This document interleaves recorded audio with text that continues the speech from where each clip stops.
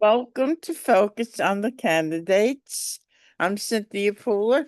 My guest today is Etienne Rojas, and he is going to talk about two important issues. The being a democratic socialist, and redistricting in Texas. But let's start with the gerrymandering. No, I'm sorry. Let's start first with the Democrat Socialists, because living in New York and seeing what's happening to Mondami and how his name is all over the place, I find that very interesting. I find that people, both on the left and on the right, do not want Mandami. And what they don't understand is, they hear the word socialist, but they fail to recognize the fact that Fiorello LaGuardia, back in the day, he was a socialist, but nobody brings that up. So, can you share your thoughts about, the Democrat Socialist, and why you think Mandami is perceived as such a threat? Yeah, sure. Well, first of all, thank you so much for the invites, and it's a pleasure to talk to your audience and to talk to you.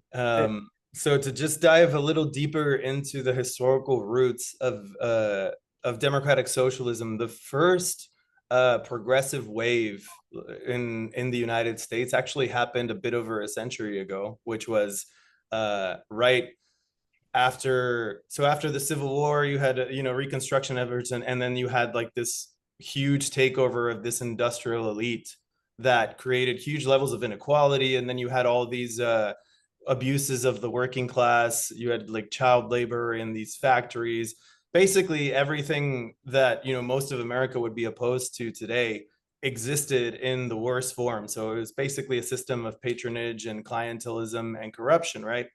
So then the pushback happened through progressives. You had personalities like Eugene Debs and all these other populist candidates that were emerging and starting to push back on the elites, right? And those were the beginnings of what was called socialism in the United States. So we're talking like late 1800s. And through that influence seeped into the Democratic Party and eventually captured the Democratic Party to some degree. And what we ended up with was Woodrow Wilson and the National Labor Relations Board. So basically, the codification of workers' rights into US government, which means workers before a century ago really were not represented at all. We were run by a system of elites, industrial elites, and even before the Democrats became like the de facto party of the working class, it was called the Bourbon Democrats, right? So they were kind of just as elitist, and they were based in the South. Working class movements since then have been responsible for creating the benefits that most of us wield today. They've been responsible for generating the middle class that we now know. So basically, when after the Great Depression, before the Great Depression, we had these Republican administrations that did away with a lot of what had been done for the working class. And that culminated in the Great Depression, right? So it was basically inequality run amok, corruption run amok, and you had these billionaires, the richest people in history, take over and then run the economy into the ground.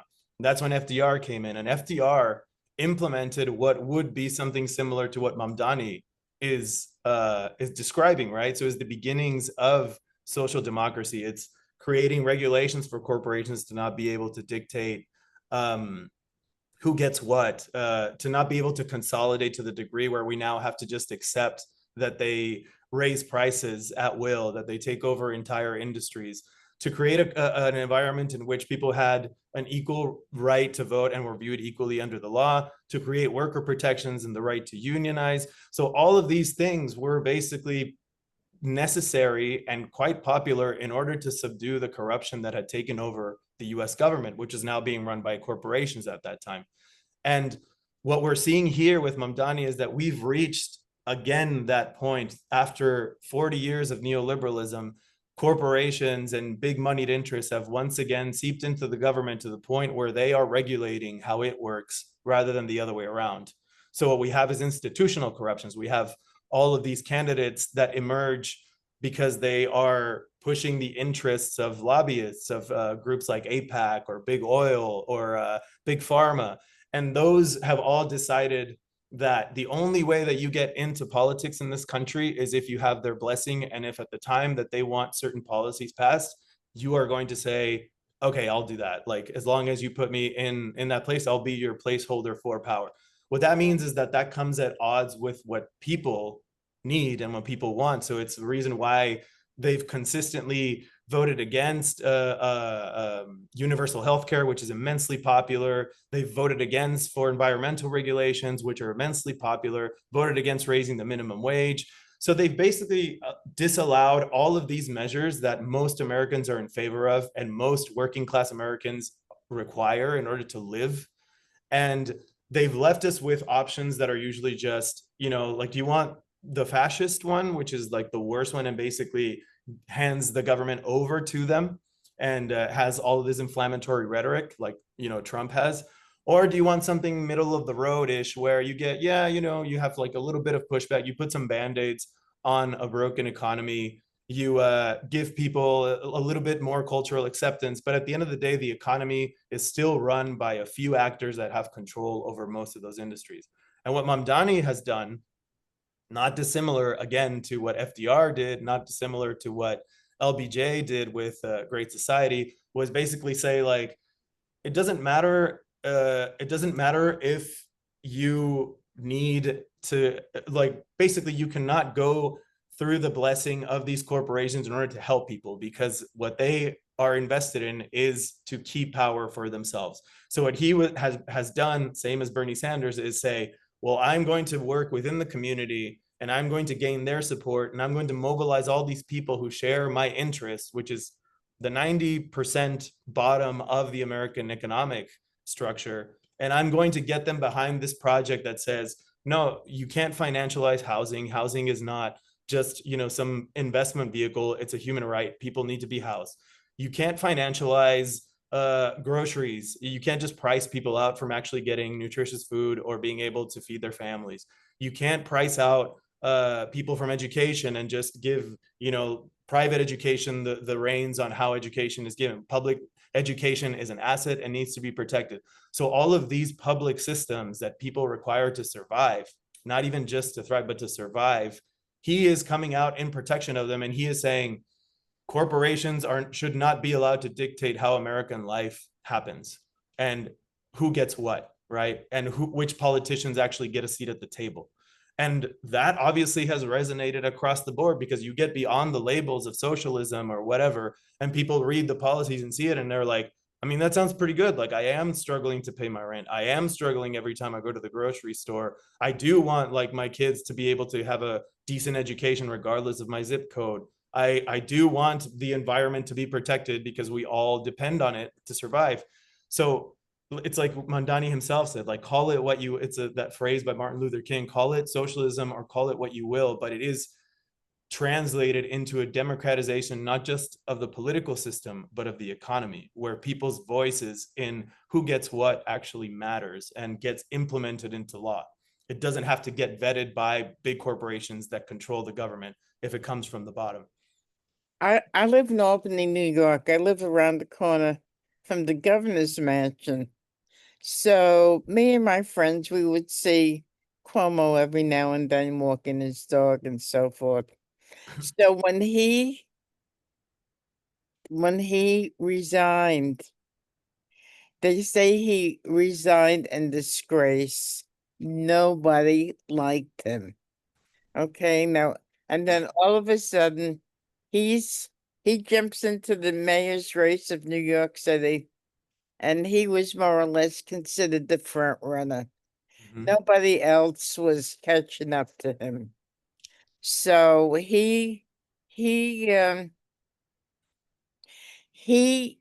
felt he was the front runner. He did not campaign well. He did not have a really good campaign. He kind of just sat back with his, feet up and and he thought, why do I have to do this? I'm the winner. Well, he wound up not being the winner. And all of those people that hated him back when he was a disgraced governor are supporting him now, because they do not want Mondami. And Mondami is in the New York State legislature. So I find it very interesting that, they're circling the wagons around Cuomo and they're kind of putting Mondami out to dry. And the regular news media is like all up in arms about that. It's like they're scared to death of him. Mhm. And it's like, really? Come on, give me a break, you know? And it's going to be interesting to see if he does win the general, in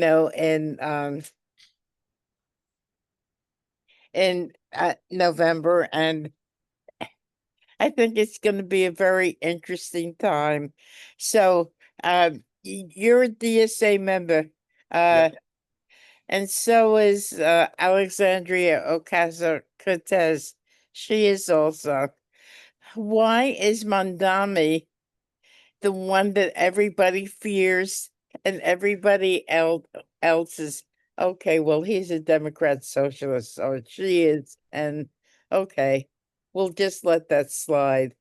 So why do you think he is generating such fear amongst the electorate, not the electorate, the leadership and the media? Well, I think there's several factors there. First of all, Mamdani, he's a Muslim, so we've obviously been through 20 years of fear mongering about Islam and like its influence in the U.S., which is like it's a minority and it's obviously been villainized for the longest time. So that's the first point. It's like a cultural point of division. But the second is that DSA, contrary to what AOC was, like running as a platform. So she was also part of DSA, if I'm not mistaken, and she had it as part of her electoral program. But in the case of Mamdani, they were inextricably tied together. So DSA was the backbone of his campaign, of his organizing impetus, and everything sort of came together around that organization, which suddenly just gain all of this relevance, especially among younger voters who were looking for an alternative. And he presented it as such. And he also has a very deep history of organizing within that organization. So he's deeply embedded within it. I think there's different points. I mean, I would say AOC in her time was also being described as this extreme. And I think a lot of times she still is. But the difference, I guess, is that AOC has not been as vocal ideologically about socialism in and of itself and what it stands for and what it offers. She has sort of been tacitly nodding at it from her policy platform, right? So there's a lot of correlation there. But I don't know that AOC has been as explicit as saying like this is who I am and this is what I represent and this organization is completely behind me. Actually, there's a big break between AOC and DSA right now over her position on Gaza. Mm. But Mamdani and DSA are sort of a very joint project, and now they've scored the biggest victory, cultural victory that I think we've ever seen in the past 100 years or so. I mean, like getting the nomination for one of the major cities, not the most major city in the U.S., is pretty important, especially for a socialist. So I think that this whole sort of fear that he has aroused with all these organizations that have headquarters there, that like New York City is seen as like not just the capital of the like the Western world, but also of capitalism itself, right? Mhm. And the fact that a socialism has managed to promote these ideas and gain so much traction from them has obviously elicited like terror in many of these organizations that thought it was their home turf.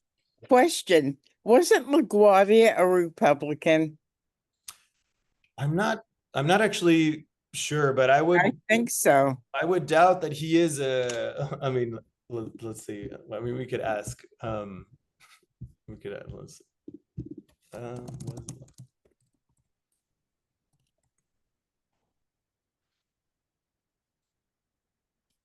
ideologically was primarily associated with though his yeah, it seems like he identified as a progressive Republican. Of Mhm. course at the time um those uh those sort of like positions were a little more fluid as it I mean we have to remember this was pre-Cold War, this was pre-World War II. So he was what he was best known as what is saying is like a progressive Republican and that supported New Deal policies. Nowadays you would never in a million years find a Republican who supports even close something to even close as socialism, because for the longest time the Republican base has courted corporate influence, and that has been their ticket to victory, which Right. means if they go against privatization, they are stepping on the feet of those who are funding them, which means de facto they're kind of out of the party, they're out of the club. There are conditions to be a part of it. So I want to talk to you a little bit about the redistricting in Texas. Tell us a little bit from your perspective as a candidate, what's going on? So in Texas, there's a few factors that have collided that have made this issue so explosive. As I was mentioning to you before our talk, the first is that the Trump administration at this point has reached this zenith of authoritarianism, which is only going to continue. But they've really very directly targeted Latino communities like my own, which is in Brownsville, Texas.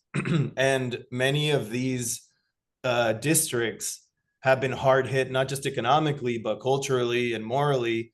Many of them actually went for Trump, and then now they're slowly finding out that they're not exempt from his authoritarianism. But the second is that his economic program, which I don't really know why people are too surprised, he did promise economic pain. For what reason? Nobody in the media bothered to ask him why that was okay with him. But he did promise economic pain, and now he's delivering it. And at a certain point in time, these all this chaos and also the tariffs and whatnot is going to start to eat into the economy, and it's going to hurt, as usual, the working class and the middle class first. So many of them are vulnerable, and right now they're seeing that the government is actually not having their best interest. But on top of it, they are being targeted, and it's only going to get worse. Now, with the redistricting part, it's not even just the policies themselves, but now like the ability to represent oneself that is being targeted, right? Because Trump sees Texas as this same as Abbott, Greg Abbott, who's the governor, as this Republican stronghold that they can mold to their own whims, right? And for the longest time, this has been true. As a Latino in Texas, even if you're a Democrat, or a liberal, you feel like, well, I mean, Republicans are going to Republican and they're going to do the same thing that they always do and just play fast and loose with the rules and dilute the minority vote in order to get what they want. And you just have to sit there and take it. But this time around, given the stakes and given how much of the national spotlight was on Texas, people were really mobilizing behind this. They were really actually activating and saying, like asking their representatives to fight back, to even use extraordinary measures in order to do it, because at this point these were desperate times and they called for desperate measures. So many people, including me and around me, drove up to Austin, just like 6 hour drive, and they just wanted to make their voices heard. And these places were packed. People were so interested in pushing back and saying like, no, this has gone on long enough, right? We've reached the tipping point, and the only way we're ever going to reach some semblance of representation is if we start standing up and fighting back and making our voices heard. And I think there was also like a national energy that was sifting and channeling itself through it. So many people were very animated to see their districts be supported from the outside, from groups outside, saying like, we're going to support you not just more in the moral sense, but we're also going to do what is necessary to counteract this power grab that Trump is trying to attain through Greg Abbott and his redistricting measures. So at this point, it's unclear where it's going, but what I am certain of and what I have been hearing is that the Republicans thought that this would be something that they tend to do and they would do just as easily, and suddenly they're finding themselves frustrated because they're not able to just carry out authoritarian measures with no opposition. So they with opposition. So now they're actually facing intense pushback and they don't like it. So what's happening in Texas? There's talk of it happening in California, correct? Yes, there is a counter measure that Gavin Newsom has threatened to do, which is basically to say, well, if you're going to gerrymander in order to ensure that you get 5 Republican seats and you're going to dilute those votes, we're going to dilute the Republican vote in California and design it in such a way that we get many more Democrat seats to offset what you've been doing there. So do you think this is going to be a national policy up until 2026? It's unclear because we don't know yet if it's going to go forward. I think that they, well, first off, nobody expected this level of pushback. So everybody at the time thought they're going to be able to ram it through. But with this level of pushback, it's unclear whether they'd be able to do it in time for what they want to do, which is for the 2026 election, where Trump wants to secure a majority in the House. But by that point, I think he's going to be so unpopular, his population will have declined more due to economic mayhem, that it's, even with the redistricting, it's unclear that they're going to be able to get that majority. And if Democrats are able to put through challenging candidates like people like Mamdani and myself to like go through and actually represent the interests of the people, I think Republicans are actually in for a rude awakening. And even through all these redistricting measures, they're going to have a hard time in those midterms. So what made you decide to run? I mean, have you ever done this before? I mean, I'm a policy wonk. I studied public policy analysis, and I've been doing it for quite a while. So I'm more of a behind the scenes person that analyzes greater trends, and that's I'm very theoretical as well.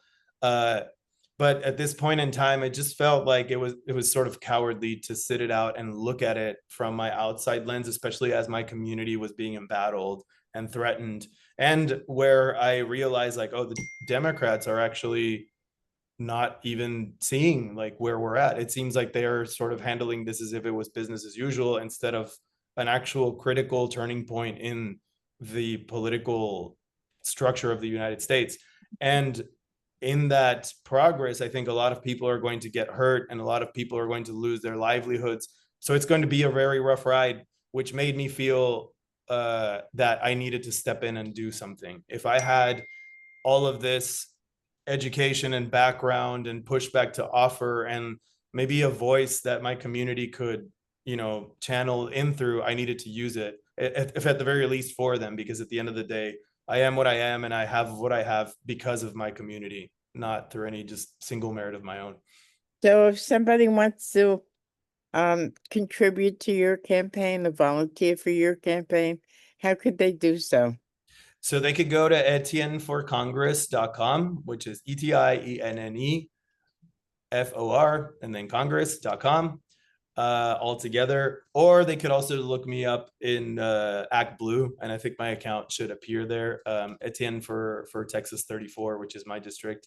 Okay. And there's forms there where you could reach out, and if you want to volunteer, if you want a phone bank, or if you want to chip in, be more than happy to have you, and would really appreciate all the help. Etienne, thank you so much. This has been a wonderful conversation.